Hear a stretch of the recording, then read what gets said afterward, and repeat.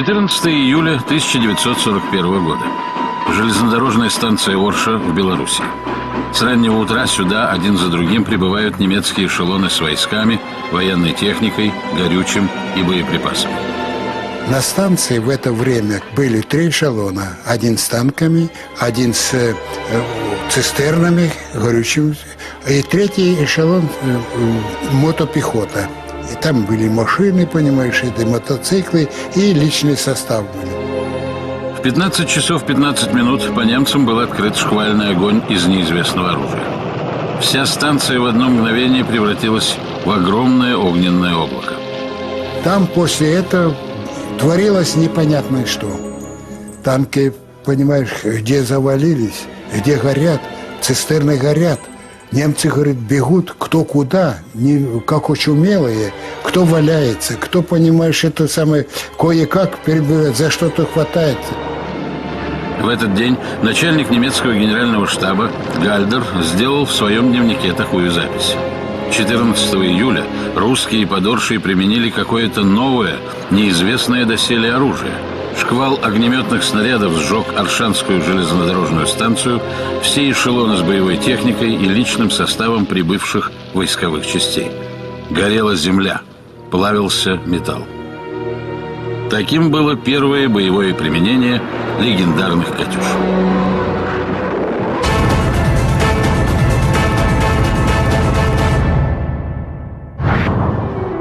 17 июня 1941 года на подмосковном полигоне проходил смотр образцов нового вооружения Красной Армии. Последним в программе значился показ новейших установок залпового огня. Демонстрация 5 машин в действии произвела на представительную делегацию во главе с наркомом Семеном Тимошенко большое впечатление. Приказ о серийном производстве реактивных установок был подписан уже через 3 дня после показа. До начала Великой Отечественной оставалось несколько часов. 26 июня на заводе в Воронеже была завершена сборка 2 новых машин, которые получили обозначение БМ-13. Они предназначались для пуска реактивных снарядов калибра 132 мм. Установки смонтировали на базе 3-осного грузовика ЗИС-6. Именно БМ-13 и были впервые применены при атаке железнодорожной станции Орша. Командовал батареей капитан Иван Флеров. Исключительная эффективность систем залпового огня способствовала быстрому наращиванию темпов производства нового реактивного вооружения. В конце июля 41-го на Западный фронт прибыли 2-я и 3-я батареи реактивной артиллерии. В августе 1941 года было принято решение о формировании 8 полков реактивной артиллерии. Еще до участия в боях им было присвоено наименование гвардейских минометных полков артиллерии резерва Верховного Главного командования. Этим подчеркивалось то особое значение, которое придавалось вооружению и воинам реактивной артиллерии. Полк состоял из 3 дивизионов, дивизион из 3 батарей по 4 БМ-13 в каждой. Итого 36 пусковых установок. Для вооружения полков в 1941 году было изготовлено 593 установки. Личный состав полка насчитывал почти 1500 человек. Отбор осуществлялся строго, так как пусковые установки были секретным оружием. После обучения бойцы давали клятву. На всех машинах было по 30 килограмм взрывчатки. И мы, когда давали клятву, клялись: врагу машин не сдадим. Для этого взрывчатка. Залп полка БМ-13 продолжался 5-10 секунд. Общее количество выпущенных за это время снарядов – 576. Площадь поражения – свыше 100 гектаров. Особенностью массового залпа стало то, что при наложении взрывных волн снарядов разрушительный эффект усиливался. Кроме того, осколки разрывающихся мин разогревались до 800 градусов и поджигали все вокруг себя. Именно поэтому возникла легенда о термитном заряде в боеприпасах «Катюш». После залпа подразделения быстро меняли дислокацию, чтобы не попасть под ответный удар. За потерю каждой машины приходилось строго отчитываться перед вышестоящим командованием. Поэтому, когда Дмитрию Жеребко удалось вместе со своим водителем спасти поврежденную машину и вернуть ее в часть, командир полка лично поблагодарил 19-летнего бойца. Обнял вот так и плачет. А я еле стою на ногах. Ну что, мне 19 лет-то было. А я на ногах еле стою. Он плачет. Ты же, говорит, спас не только машину, ты спас меня, нас, командиров. Если бы только машина не была спасена, то на трибунал и жизнь наша была бы кончена. Немцы охотились за нашими «Катюшами», чтобы получить хоть какие-то сведения о новом советском оружии. На вооружении вермахта были собственные реактивные гранатометы, имевшие большую кучность стрельбы, но они значительно проигрывали «Катюши» в дальности. Весь секрет заключался в порохе, который разработали наши ракетчики. Даже когда гитлеровцам удалось захватить наши установки, разгадать состав советского пороха они так и не смогли. Как и не смогли наладить массовый выпуск своих систем залпового огня. Получалось дорого и нетехнологично. В СССР производство пусковых установок в срочном порядке было развернуто на нескольких предприятиях. Конструкторы и сборщики работали по 12-16 часов ежедневно. А сборщики слесаря были девочки.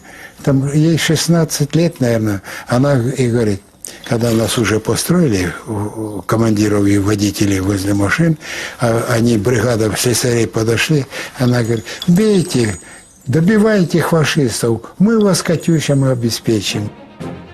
Кроме того, удалось наладить массовый выпуск того самого особого пороха для ракетных снарядов. Даже в блокадном Ленинграде не останавливалось производство ракет «Катюшам». В апреле 43-го на вооружение приняли унифицированную пусковую установку БМ-13Н. В целях повышения технологичности производства и снижения стоимости конструкторы критически проанализировали все детали и узлы установки. В основном БМ-13Н создавались на базе хорошо зарекомендовавших себя американских грузовиков «Студебеккер», поставлявшихся в СССР по ленд-лизу. БМ-13Н. Оружие. Ракетные снаряды М-13. Дальность. Более 8,5 километров. Количество снарядов – 16. Боевой расчет – 5-7 человек. Шасси – полноприводный автомобиль «Студебеккер» US-6. Существует множество версий, почему установка БМ-13 получила название «Катюша». По одной из них утверждалось, что именно так окрестили установку сборщицы на заводе «Компрессор». По другой – из-за наличия литеры «К» в обозначении изделий Воронежского завода имени Коминтерна. Самая распространенная версия по названию популярной песни, которую, впрочем, в армейской среде переделали на свой лад. Все мы любим душеньку Катюшу, все мы любим, как она поет. Из врага выматывает душу, а друзьям отвагу придает. Из врага выматывает душу, а друзьям отвагу придает. Действительно, наши бойцы охотнее шли в атаку после обстрела врага «Катюшами». Внезапность появления и ошеломляющая мощь огневых налетов оказывали деморализующие действия на вражеские войска. Немцы назвали наши установки то «черной смертью», то «адовым пламенем». Но чаще всего упоминается прозвище «сталинский орган» из-за схожести пусковых установок с органными трубами. Сложно представить себе, что чувствует человек, угодивший под залп «Катюш». По словам тех, кто пережил такие обстрелы, это было одно из самых страшных впечатлений за всю войну. Звук, который издавали ракеты во время полета, каждый описывает по-разному. Скрежет, вой, рев.